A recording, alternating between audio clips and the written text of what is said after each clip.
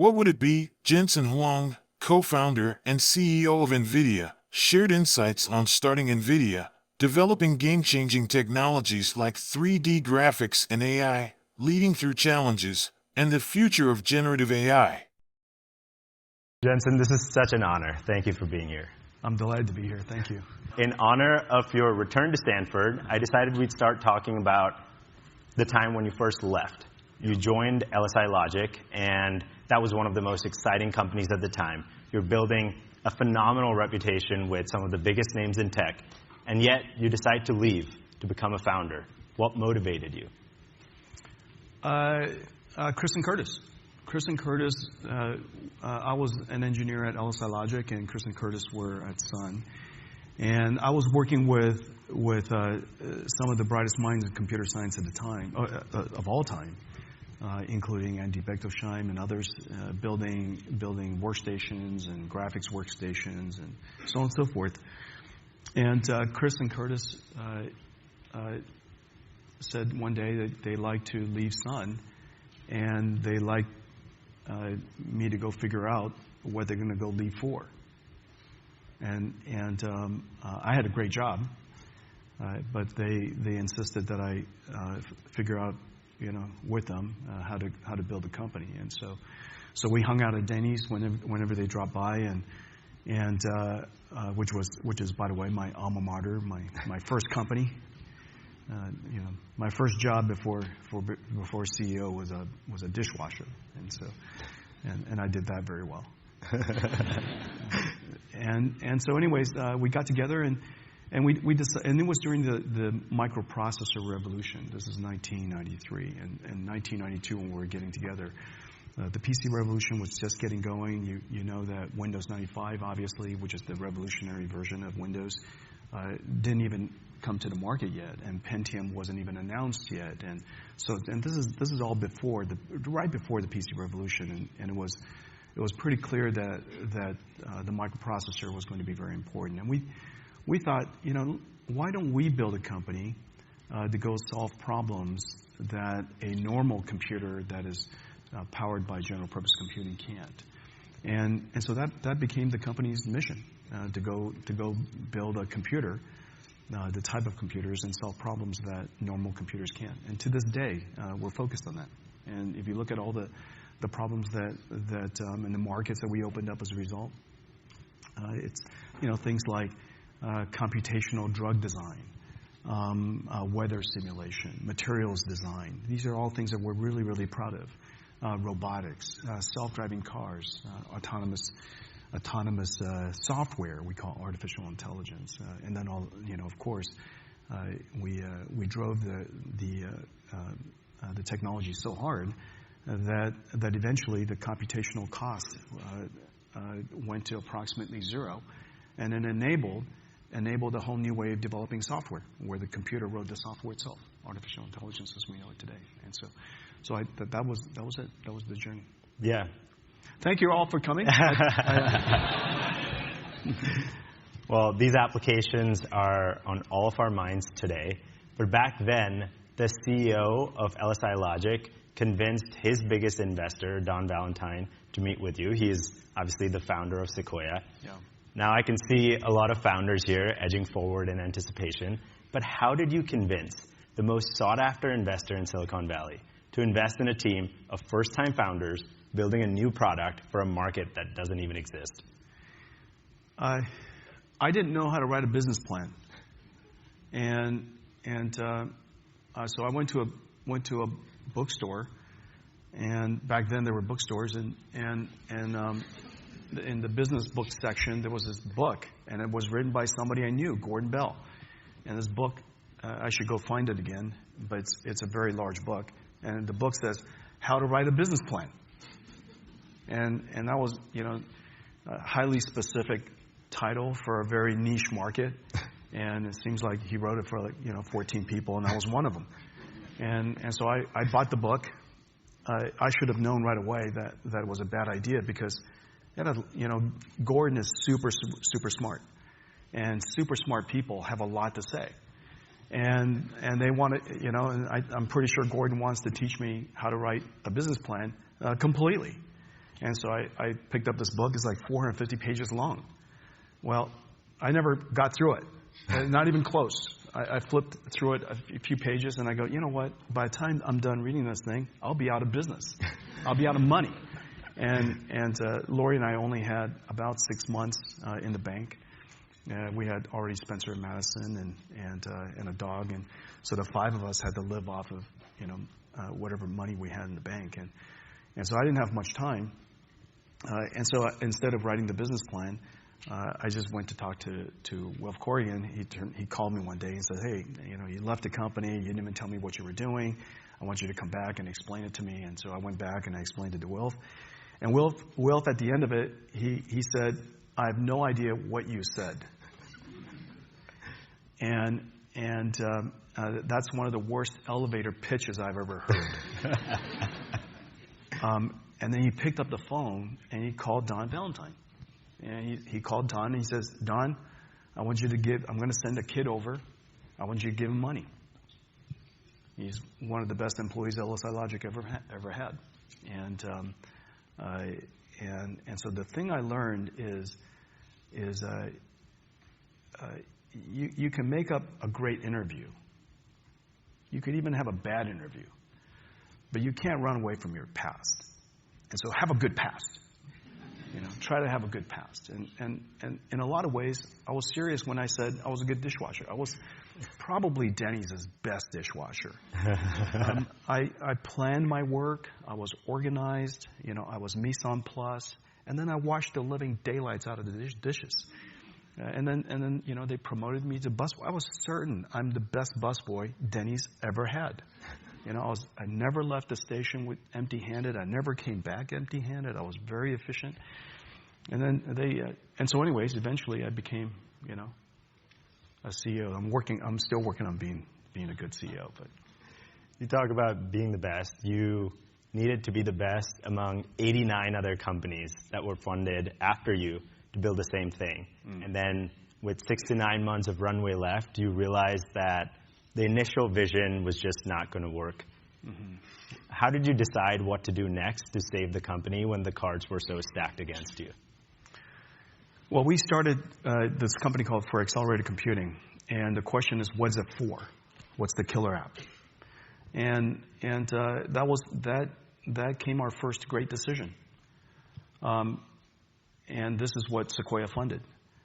The first great decision was the first killer app was going to be 3D graphics. And the technology was going to be 3D graphics. And the application was going to be video games.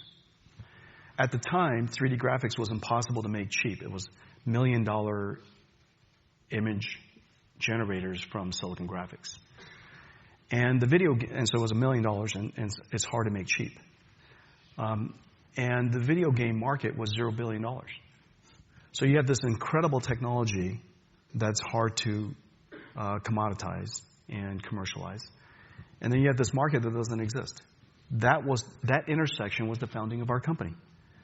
And I still remember when Don, at the end of my presentation, Don was still kind of, he said, one of the things he said to me, which made a lot of sense back then, it makes a lot of sense today. He says, startups don't invest in startups, or startups don't partner with startups. And his point is that in order for NVIDIA to succeed, we needed another startup to succeed. And that other startup was Electronic Arts. And then on the way out, he reminded me that Electronic Arts' CTO is 14 years old and had to be driven to work by his mom. And he just wanted to remind me that that's who I'm relying on. And then after that, he said, if you lose my money, I'll kill you. And that was kind of my memories of that first meeting. But nonetheless, we created something.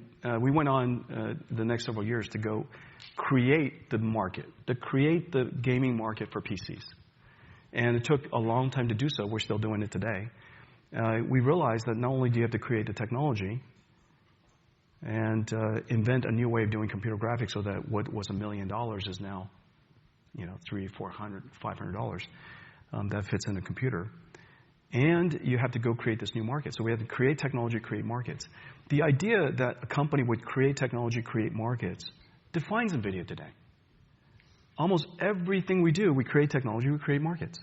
That's the reason why people say we have people call it a stack, an ecosystem, words like that. But that's basically it. At the core, for 30 years, what NVIDIA realized we had to do is in order to create the conditions by which somebody could buy our products, we had to go invent this new market. And it's the reason why we were early in autonomous driving. It was the reason why we were early in deep learning. It was the reason why we're early in just about all these things, including computational drug design and discovery. All these different areas, we're trying to create the market while we're creating the technology. And so that's okay. And then we got going, and then Microsoft introduced a standard called Direct3D, and that spawned off hundreds of companies. And we found ourselves a couple of years later competing with just about everybody. And the thing that we invented, the technology we invented 3D graphics with, the consumerized 3D with, turns out to be incompatible with Direct3D. So we started this company. We had this 3D graphics thing, $1 million thing. We're trying to make it consumerized. And so we invented all this technology. And then shortly after, it became incompatible. And so we had to reset the company or go out of business. But we didn't know how to build it the way that Microsoft had defined it. And I remember a meeting at on a weekend, and the conversation was, we now have 89 competitors. I understand that the way we do it is not right, but we don't know how to do it the right way. And thankfully, there was another bookstore, and the bookstore is called Fry's Electronics. I don't know if it's still here. And so I think I drove Madison, my daughter, on the weekend to Fry's, and it was sitting right there. The OpenGL manual, which would define how Silicon Graphics did computer graphics. And so it was right there. It was like $68 a book. And so I had a couple $100. I bought 3 books. I took it back to the office, and I said, guys, I found it, our future. And I handed out, I had 3 versions of it. I handed out, had a big, nice centerfold. The centerfold is the OpenGL pipeline, which is the computer graphics pipeline. And I handed it to the same geniuses that I founded the company with. And we implemented the OpenGL pipeline like nobody had ever implemented the OpenGL pipeline, and we built something the world never seen. And so a lot of lessons are right there. That moment in time for our company gave us so much confidence. And the reason for that is you can succeed in doing something, inventing a future, even if you were not informed about it at all. And it's kind of my attitude about everything now. When somebody tells me about something and I've never heard of it before, or if I've heard of it, don't understand how it works at all, my first thought is always, how hard can it be? And it's probably just a textbook away. You're probably one archive paper away from figuring this out. And so I spent a lot of time reading archive papers, and then it's true. It's true. You can now, of course, you can't learn how somebody else does something and do it exactly the same way and hope to have a different outcome. But you could learn how something can be done, and then go back to first principles and ask yourself, given the conditions today, given my motivation, given the instruments, the tools, given how things have changed, how would I redo this? How would I reinvent this whole thing? How would I design it? How would I build a car today? Would I build it incrementally from 1950s and 1900s? How would I build a computer today? How would I write software today? Does it make sense? And so I go back to first principles all the time, even in the company today, and just reset ourselves. Because the world has changed. And the way we wrote software in the past was monolithic, and it's designed for supercomputers, but now it's disaggregated, so on and so forth. how we think about software today, how we think about computers today, just always cause your company, always cause yourself to go back to first principles, and it creates lots and lots of opportunities. Yeah, the way you applied this technology turns to be revolutionary. You get all the momentum that you need to IPO, and then some more, because you grow your revenue 9 times in the next 4 years. But in the middle of all of this success, you decide to pivot a little bit the focus of innovation happening at NVIDIA based on a phone call you have with this chemistry professor. Can you tell us about that phone call and how you connected the dots from what you heard to where you went? Remember, at the core, the company was pioneering a new way of doing computing. Computer graphics was the first application. But we always knew that there would be other applications. And so image processing came, particle physics came, fluids came, so on and so forth. All kinds of interesting things that we wanted to do. We made the processor more programmable so that we could express more algorithms, if you will. And then one day we invented programmable shaders, which made all forms of imaging and computer graphics programmable. That was a great breakthrough, so we invented that. On top of that, we invented, we tried to look for ways to express more sophisticated algorithms that could be computed on our processor, which is very different than a CPU. And so we created this thing called CG. And so I think it was 2003 or so. C for GPUs. It predated CUDA by about 3 years. The same person who wrote the textbook that saved the company, Mark Kilgard, wrote that textbook. And so CG was super cool. We wrote textbooks about it. We started teaching people how to use it. We developed tools and such. And then several researchers discovered it. Many of the researchers here, students here at Stanford, was using it. Many of the engineers that then became engineers at NVIDIA were playing with it. A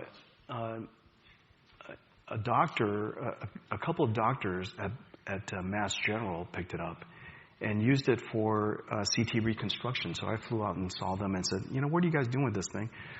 And they told me about that. And then a computational, a quantum chemist used it to express his algorithms. And so I realized that there's some evidence that people might want to use this, and it gave us incrementally more confidence that we ought to go do this, that this field, this form of computing, could solve problems that normal computers really can't, and reinforced our belief and kept us going. Every time you heard something new, you really savored that surprise. And that seems to be a theme throughout your leadership at NVIDIA. It feels like you make these bets so far in advance of technology inflections that when the apple finally falls from the tree, you're standing right there in your black leather jacket waiting to catch it. How do you find the conviction? Always seems like a diving catch. Always does seem like a diving catch. You do things based on core beliefs. We deeply believe that we could create a computer that solves problems normal processing can't do. That there are limits to what a CPU can do. There are limits to what general purpose computing can do. And then there are interesting problems that we can go solve. The question is always, are those interesting problems only, or can they also be interesting markets? Because if they're not interesting markets, it's not sustainable.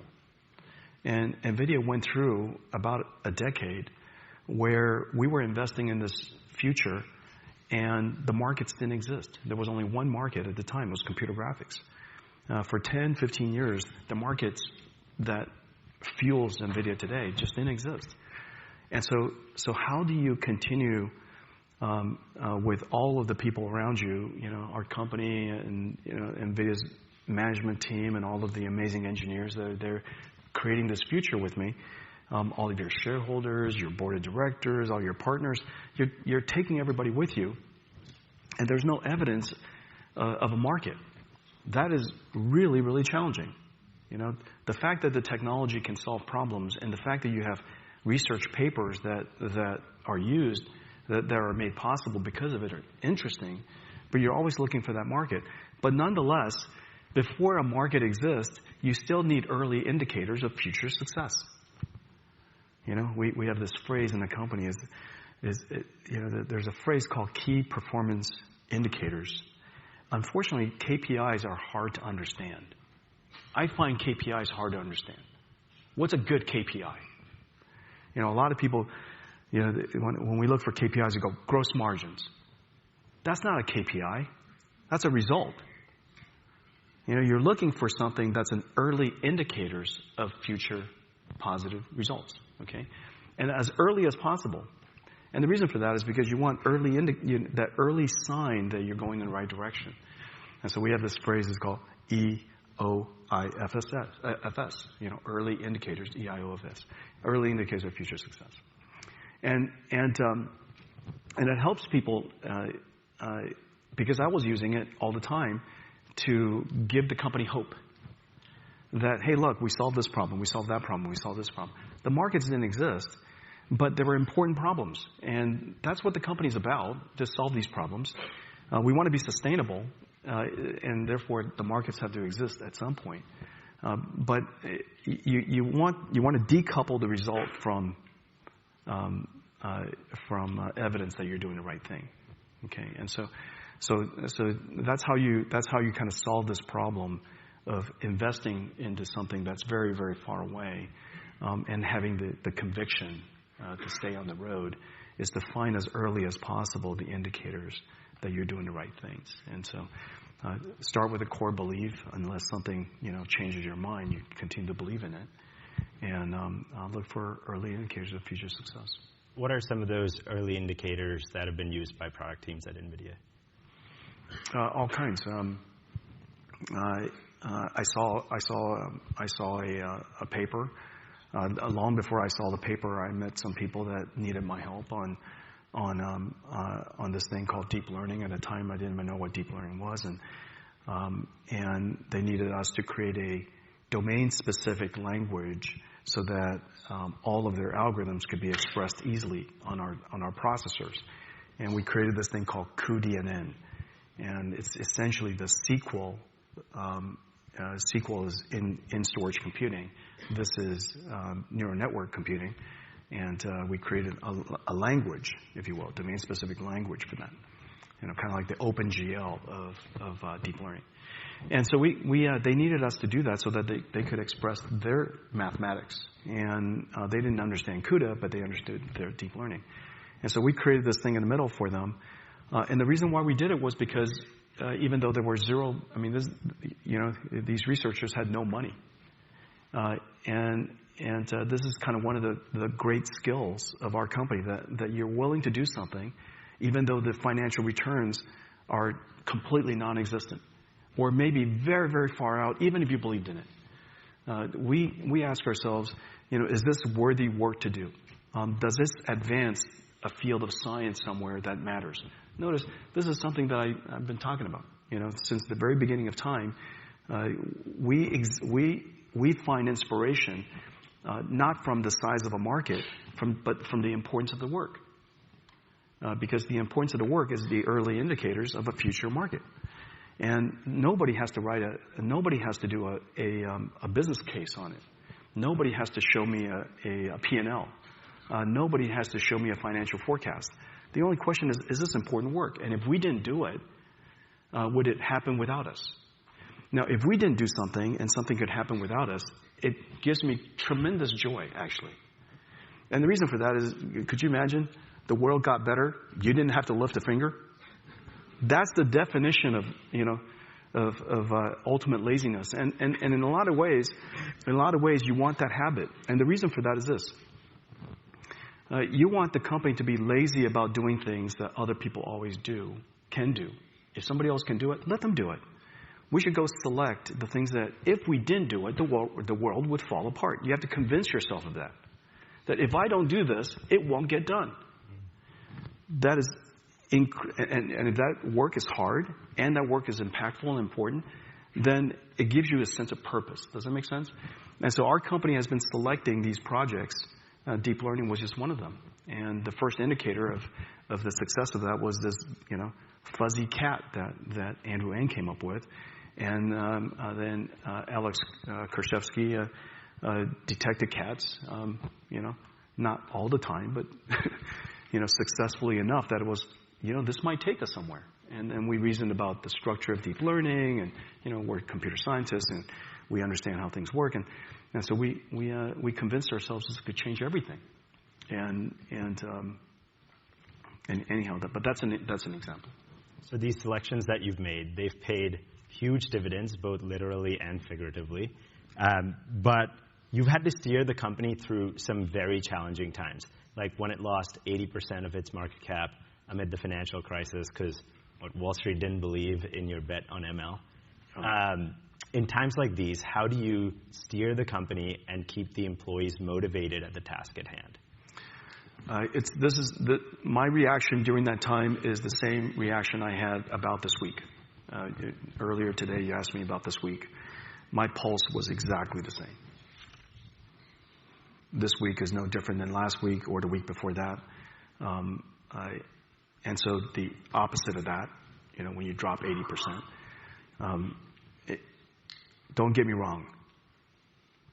When your share price drops 80%, it's a little embarrassing, okay? And you just want to wear a T-shirt that says "wasn't my fault." But even more than that, you just don't want to get out of your bed. You don't want to leave the house. All of that is true. All of that is true. But then you go back to just doing your job. I woke up at the same time. I prioritized my day in the same way. I go back to what do I believe? You got to gut check. Always gut check back to the core. What do you believe? What are the most important things? And just check them off. Sometimes it's helpful to family loves me. Okay, check. Double check. Right? And so you just got to check it off, and you go back to your core, and then go back to work. And then every conversations go back to the core. Keep the company focused back on the core. Do you believe in it? Did something change? The stock price changed, but did something else change? Did physics change? Did gravity change? Did all of the things that we assumed, that we believed, that led to our decision, did any of those things change? Because if those things change, you got to change everything. But if none of those things change, you change nothing. Keep on going. Yeah. That's how you do it. In speaking with your employees, they say that try to avoid the public. In speaking with your employees, they've said that your leadership, including the employees. I'm just kidding. No, leaders have to be seen. Unfortunately, that's the hard part. I was an electrical engineering student, and I was quite young when I went to school. When I went to college, I was still 16 years old, and so I was young when I did everything, and so I was a bit of an introvert. I'm shy. I don't enjoy public speaking. I'm delighted to be here. I'm not suggesting, but it's not something that I do naturally, and so when things are challenging, it's not easy to be in front of precisely the people that you care most about, and the reason for that is because could you imagine a company meeting with just our stock price just dropped by 80%, and the most important thing I have to do as the CEO is this: to come and face you, explain it, and partly you're not sure why, partly you're not sure how long, how bad, and you just don't know these things, but you still got to explain it. Face all these people, and you know what they're thinking. Some of them are probably thinking we're doomed. Some people are probably thinking you're an idiot, and some people are probably thinking something else. And so there are a lot of things that people are thinking, and you know that they're thinking those things, but you still have to get in front of them and deal, do the hard work. They may be thinking of those things, but yet not a single person of your leadership team left during times like this. And in they're fact, unemployable. That's what I keep reminding them. I'm just kidding. I'm surrounded by geniuses. Yeah, utter geniuses. Unbelievable. NVIDIA is well known to have singularly the best management team on the planet. This is the deepest technology management team the world's ever seen. I'm surrounded by a whole bunch of them. And they're just geniuses. Business teams, marketing teams, sales teams, just incredible. Engineering teams, research teams, unbelievable. Yeah. Your employees say that your leadership style is very engaged. You have 50 direct reports. You encourage people across all parts of the organization to send you the top 5 things on their mind. And you constantly remind people that no task is beneath you. Can you tell us why you've purposefully designed such a flat organization? And how should we be thinking about our organizations that we design in the future? No task is to me, no task is beneath me, because remember, I used to be a dishwasher, and I mean that. And I used to clean toilets. I mean, I cleaned a lot of toilets. I've cleaned more toilets than all of you combined. and some of them just can't unsee.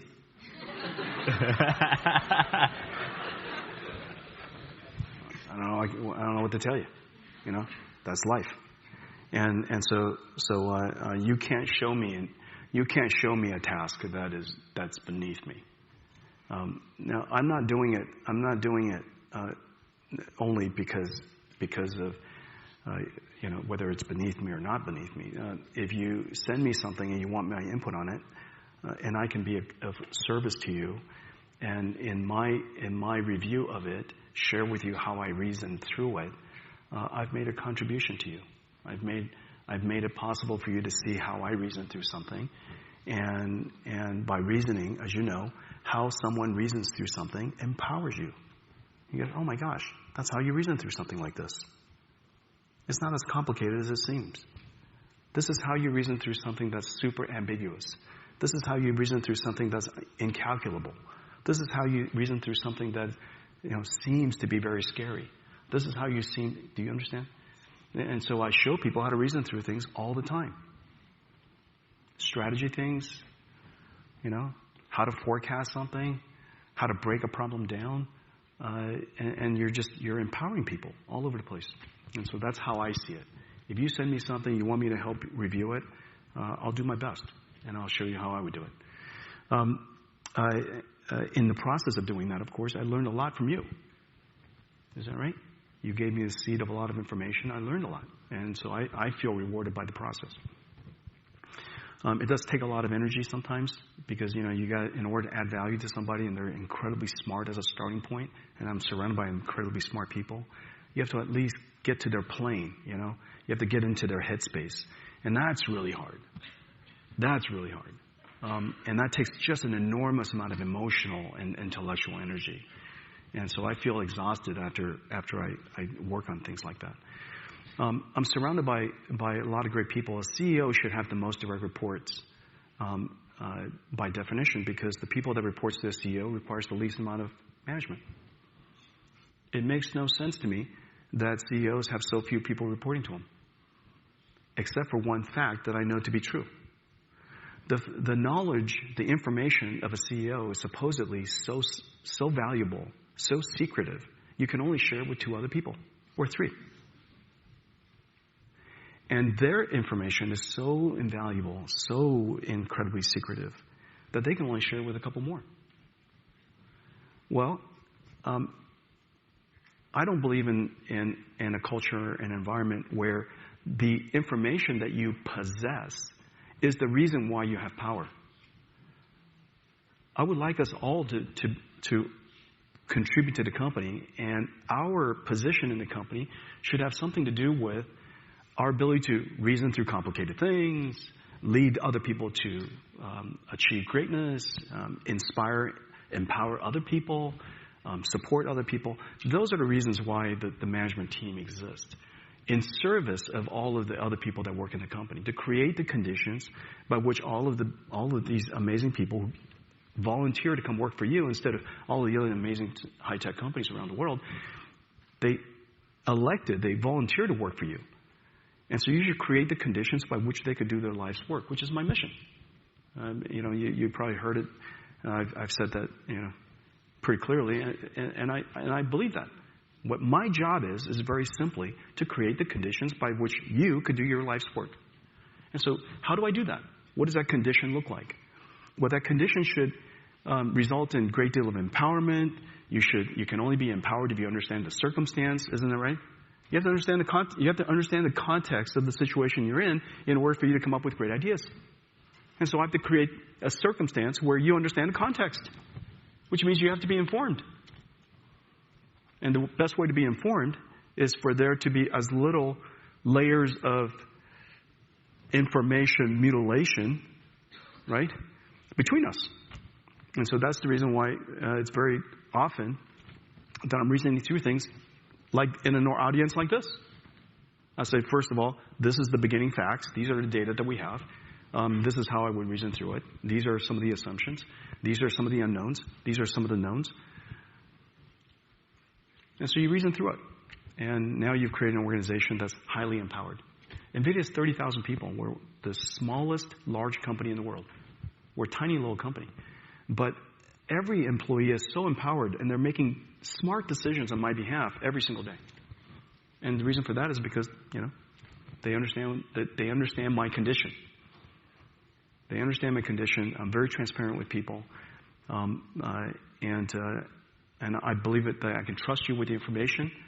Oftentimes the information is hard to hear, and the situations are complicated, but I trust that you can handle it. A lot of people hear me say, you're adults here. You can handle this. Sometimes they're not really adults. They just graduated. I'm just kidding. I know that when I first graduated, I was barely an adult. And but I was fortunate that I was trusted with important information. So I want to do that. I want to create the conditions for people to do that. Okay. I do want to now address the topic that is on everybody's mind, AI.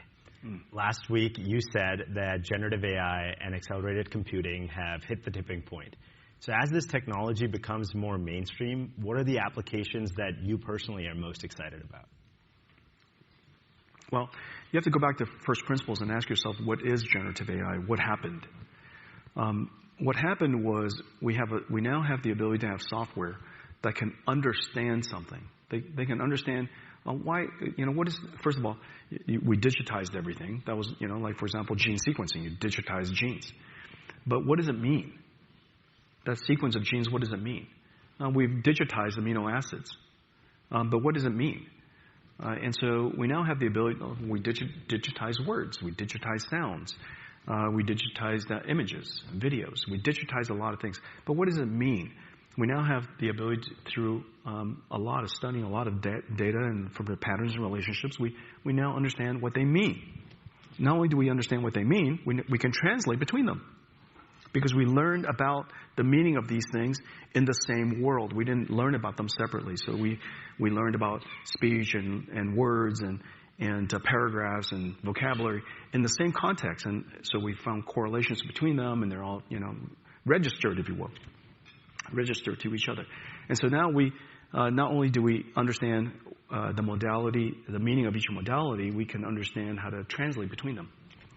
And so, for obvious things, you could caption video to text, that's captioning, text to images, Midjourney, text to text, ChatGPT, amazing things. And so we now know that we understand meaning and we can translate. The translation of something is generation of information, and all of a sudden you have to take a step back and ask yourself, what is the implication in every single layer of everything that we do? And so I'm exercising in front of you. I'm reasoning in front of you. The same thing I did 15 years ago. When I first saw AlexNet, some 13, 14 years ago, I guess, how I reasoned through it. What did I see? How interesting? What can it do? Very cool. But then most importantly, what does it mean? What does it mean? What does it mean to every single layer of computing? Because, we're in the world of computing. And so what it means is that the way that we process information fundamentally will be different in the future. That's what NVIDIA builds, chips and systems. The way we write software will be fundamentally different in the future. The type of software we'll be able to write in the future will be different. to new applications. And then also the processing of those applications will be different. What was historically a retrieval-based model where information was pre-recorded, if you will, almost. We wrote the text, pre-recorded, and we retrieved it based on some recommender system algorithm. In the future, some seed of information will be the starting point.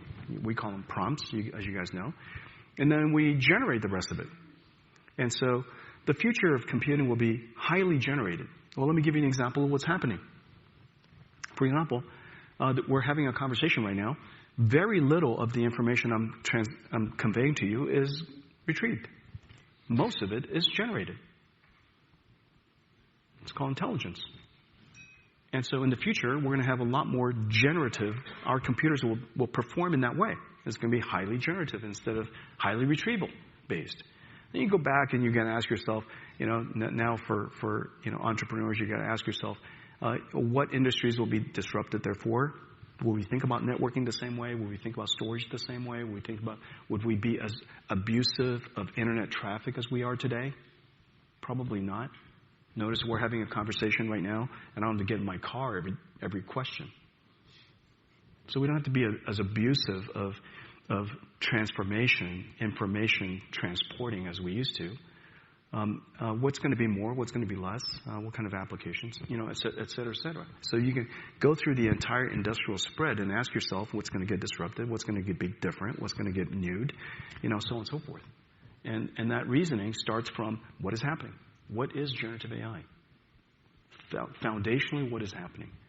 Go back to first principles with all things. There was something I was going to tell you about organization. You asked the question, and I forgot to answer it. The way you create an organization, by the way, someday, don't worry about how other companies' org charts look. You start from first principles. Remember what an organization is designed to do. The organizations of the past where there's a king, CEO, and then you have all these, the royal subjects, the royal court, and then e-staff. And then you keep working your way down. Eventually, they're employees. Well, the reason why it was designed that way is because they wanted the employees to have as little information as possible because their fundamental purpose of the soldiers is to die in the field of battle. To die without asking questions. You guys know this. I only have 30,000 employees. I would like none of them to die. I would like them to question everything. Does that make sense? And so the way you organized in the past and the way you organize today is very different. Second, the question is what does NVIDIA build? An organization is designed so that we could build whatever it is we build better. And so if we all build different things, why are we organized the same way? Why would this organizational machinery be exactly the same, irrespective of what you build? It doesn't make any sense. You build computers, you organize this way. You build healthcare services, you're built exactly the same way. It makes no sense whatsoever.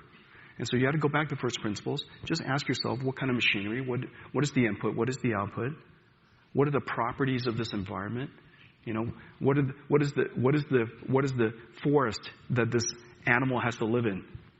What are its characteristics? Is it stable most of the time? You're trying to squeeze out the last drop of water? Or is it changing all the time? Being attacked by everybody? And so you got to understand, you're the CEO, your job is to architect this company. That's my first job, to create the conditions by which you can do your life's work. And the architecture has to be right. And so you have to go back to first principles and think about those things. And I was fortunate that when I was 29 years old, I had the benefit of taking a step back and asking myself, how would I build this company for the future and what would it look like?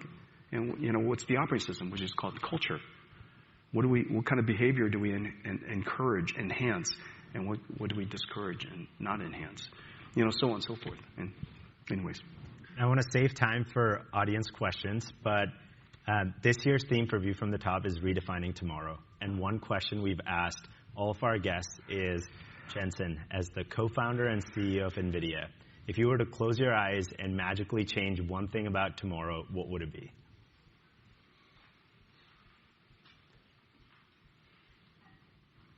Were we supposed to think about this in advance? I'm going to give you a horrible answer. I don't know that it's one thing. Look, there are a lot of things we don't control. There are a lot of things we don't control. Your job is to make a unique contribution. Live a life of purpose. To do something that nobody else in the world would do or can do. To make a unique contribution. So that in the event that after you're done, everybody says, the world was better because you were here. And so I think that to me, I live my life kind of like this. I go forward in time and I look backwards. So you asked me a question that's exactly from a computer vision pose perspective, exactly the opposite of how I think. I never look forward from where I am. I go forward in time and look backwards. And the reason for that is it's easier. I would look backwards and kind of read my history. We did this and we did that way and we broke that problem down. Does that make sense? And so it's a little bit like how you guys solve problems. You figure out what is the end result that you're looking for, and you work backwards to achieve it. And so I imagine NVIDIA making a unique contribution to advancing the future of computing, which is the single most important instrument of all humanity. Now, it's not about our self-importance, but this is just what we're good at. And it's incredibly hard to do. And we believe we can make an absolute unique contribution. It's taken us 31 years to be here, and we're still just beginning our journey. And so this is insanely hard to do. And when I look backwards, I believe that we're going to be remembered as a company that kind of changed everything. Not because we went out and changed everything through all the things that we said, but because we did this one thing that was insanely hard to do, that we're incredibly good at doing, that we love doing, we did for a long time. I'm part of the GSP lead. I graduated in 2023. So my question is, how do you see your company in the next decade? As what challenges do you see your company would face, and how you are positioned for that? First of all, can I just tell you what was going on through my head? As you say, what challenges? The list that flew by my head was so large that I was trying to figure out what to select. Now, the honest truth is that when you asked that question, most of the challenges that showed up for me were technical challenges. And the reason for that is because that was my morning. If you were to, chosen yesterday, it might have been market creation challenges. There are some markets that I just desperately would love to create. Can't we just do it already? But we can't do it alone. NVIDIA is a technology platform company. We're here in service of a whole bunch of other companies so that they could realize, if you will, our hopes and dreams through them.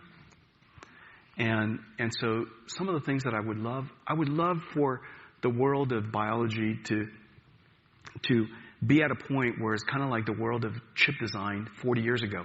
Computer-aided design, EDA, that entire industry, really made possible for us today. And I believe we're going to make possible for them tomorrow. Computer-aided drug design, because we're able to now represent genes and proteins and even cells now. Very, very close to be able to represent and understand the meaning of a cell. A combination of a whole bunch of genes. What does a cell mean? It's kind of like, what does that paragraph mean? Well, if we could understand a cell like we can understand a paragraph, imagine what we could do. And so I'm anxious for that to happen. I'm kind of excited about that. There's some that I'm just excited about that I know we're around the corner on. For example, humanoid robotics. They're very, very close around the corner. And the reason for that is because if you can tokenize and understand speech, why can't you tokenize and understand manipulation? And so these kind of computer science techniques, once you figure something out, you ask yourself, well, if I got to do that, why can't I do that? And so I'm excited about those kind of things. And so that challenge is kind of a happy challenge. Some of the other challenges, of course, are industrial and geopolitical, and they're social, But you've heard all that stuff before. These are all true. You know, the social issues in the world, the geopolitical issues in the world. Why can't we just get along? Things in the world. Why do we have to say those kind of things in the world? Why do we have to say those things and then amplify them in the world? Why do we have to judge people so much in the world? You know, all those things. You guys all know that. I don't have to say those things over again.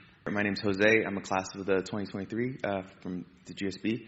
My question is, are you worried at all about the pace at which we're developing AI? And do you believe that any sort of regulation might be needed? Thank you. Yeah, that's the answer is yes and no. We need, you know, that the greatest breakthrough in modern AI, of course, deep learning, and it enabled great progress. But another incredible breakthrough is something that humans know and we practice all the time, and we just invented it for language models called grounding, reinforcement learning, human feedback. I provide reinforcement learning, human feedback every day. That's my job. And for their parents in the room, you're providing reinforcement learning, human feedback all the time. Okay. Now we just figured out how to do that at a systematic level for artificial intelligence. There are a whole bunch of other technologies necessary to guardrail, fine-tune, ground. For example, how do I generate tokens that obey the laws of physics? You know, right now things are floating in space and doing things, and they don't obey the laws of physics. That requires technology. Guardrailing requires technology. Fine-tuning requires technology. Alignment requires technology. Safety requires technology. The reason why planes are so safe is because, you know, all of the autopilot systems are surrounded by diversity and redundancy and all kinds of different functional safety and active safety systems that were invented. I need all of that to be invented much, much faster. You also know that the border between security and artificial intelligence, cybersecurity and artificial intelligence is going to become blurrier and blurrier. And we need technology to advance very, very quickly in the area of cybersecurity in order to protect us from artificial intelligence. And so in a lot of ways, we need technology to go faster. A lot faster. Okay. Regulation. There's two types of regulation. There's social regulation. I don't know what to do about that. But there's product and services regulation. I know exactly what to do about that. Okay, so the FAA, the FDA, the NHTSA, you name it, all the Fs and all the Ns and all the, you know, FCCs, they all have regulations for products and services that have particular use cases. Bar exams and doctors and, you know, so on and so forth. You all have qualification exams. You all have standards that you have to reach. You all have to continuously be certified. Accountants and so on and so forth. Whether it's a product or a service, there are lots and lots of regulations. Please do not add a super regulation that cuts across of it. The regulator who is regulating accounting should not be the regulator that regulates a doctor. You know, I love accountants, but I just, you know, if I ever need an open heart surgery, the fact that they can close books is interesting, but not sufficient. And so I would like all of those fields that already have products and services to also enhance their regulations in the context of AI. Okay, but I left out this one very big one, which is the social implication of AI. And how do you deal with that? I don't have great answers for that, but you know, enough people are talking about it. But it's important to subdivide all of this into chunks. Does it make sense? So that we don't become super hyper focused on this one thing at the expense of a whole bunch of routine things that we could have done. And as a result, people are getting killed by cars and planes, and you know, it doesn't make any sense. We should make sure that we do the right things there. Okay, very practical things. May I take one more question? Well, we have some rapid-fire questions for you as a view from the tradition. Okay. I was trying to avoid that. Okay, all right. Fire away. Fire away. Well, your first job was at Denny's. They now have a booth dedicated to you. What was your fondest memory of working? My second job was AMD, by the way. Is there a booth dedicated to me there? I'm just kidding. I love my job there. I loved it. It's a great company. Yeah. If there were a worldwide shortage of black leather jackets, what would we be see you wearing? Oh no, I've got a large reservoir of black jackets. I'll be the only person who is not concerned. You spoke a lot about textbooks. If you had to write one, what would it be called? I wouldn't write one. You're asking me a hypothetical question that has no possibility of That's fair. And finally, if you could share one parting piece of advice to broadcast across Stanford, what would it be? It's not a word, but have a core belief. Gut check it every day. Pursue it with all your might. Pursue it for a very long time. Surround yourself with people you love and take them on that ride. So that's the story of NVIDIA. Jensen, this last hour has been a treat. Thank you for spending it. Thank you very much.